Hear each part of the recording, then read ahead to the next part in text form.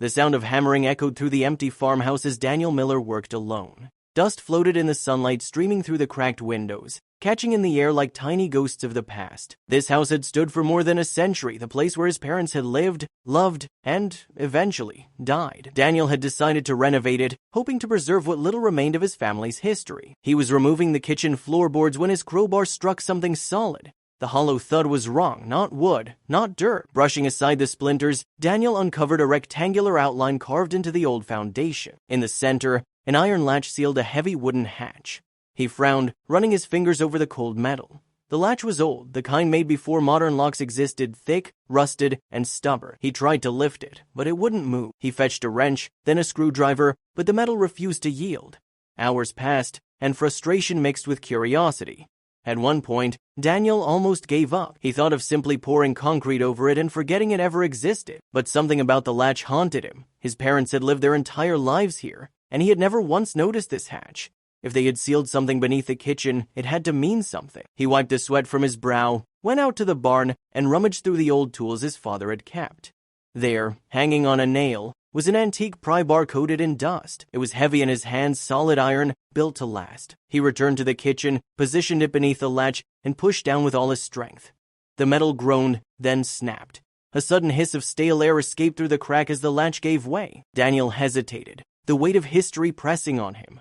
Then, slowly, he lifted the hatch. Beneath him, a narrow staircase disappeared into darkness. Cold, damp air rose from below, carrying the faint scent of earth and mildew. His heart pounded. He turned on his flashlight and descended. The light swept across a small underground room, barely tall enough to stand in. The walls were made of rough stone, the ceiling reinforced with old beams. A tattered blanket lay in the corner beside a rusted metal bucket and a few decaying boxes. Daniel's breath caught. "What is this place?" he whispered. He knelt beside one of the blankets and noticed something glinting beneath it. He brushed away the dust and found a small wooden chest, no larger than a shoebox. Its surface was cracked and dry, but when he lifted the lid, the hinges still creaked softly as if waiting to be opened all these years.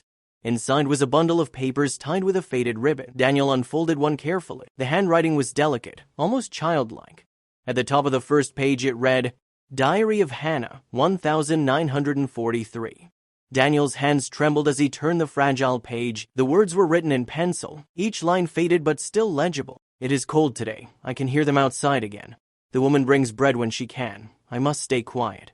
He read in silence, line after line, feeling his chest tighten. The diary belonged to a young girl, Hannah, no older than 12, who had lived hidden beneath the very floor he was standing on. Her writing spoke of fear, hunger, and nights filled with whispered prayers. But mixed with a despair were glimpses of hope. "The man upstairs tells me I'm safe. He says the war will end soon. He calls me little bird because I cannot leave this cage." Daniel swallowed hard. The man upstairs it couldn't be. His father? The realization hit like a thunderclap. His father, the quiet farmer who had never spoken of the war, who had always kept that faraway look in his eyes whenever someone mentioned Europe. He flipped another page. "Sometimes I hear music from above. The woman hums when she cooks. She reminds me of my mother. I think they are good people." Tears blurred the ink. Daniel sat back on the dirt floor, surrounded by silence and ghosts. His parents, the people he had known as simple, humble souls, had risked everything to hide this child. They had never told anyone, not even him. He turned to the final entry. The handwriting was weaker, shaky. "They say it is over. I can go outside soon. I am scared, but I want to see the sky again. If you find this, please remember me. My name is Hannah." Daniel lowered the pages, his vision clouded by tears. He could almost hear her voice, small, trembling, full of hope, echoing through the walls of that hidden room. In one corner, half buried in dust, he noticed a small locket. He picked it up and opened it gently. Inside was a faded photograph of a young girl with dark braids and bright eyes. Beneath it, an inscription in German, "For Hannah. Bleib stark. For Hannah. Stay strong."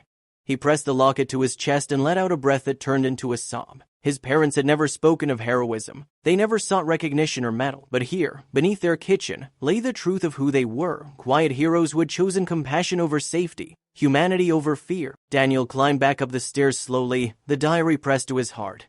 The evening light poured through the window, golden and warm, illuminating the dust that floated in the air. He stood in the kitchen, the same place where his mother used to hum, and felt their presence all around him. He whispered softly, "You never told me, but now I know."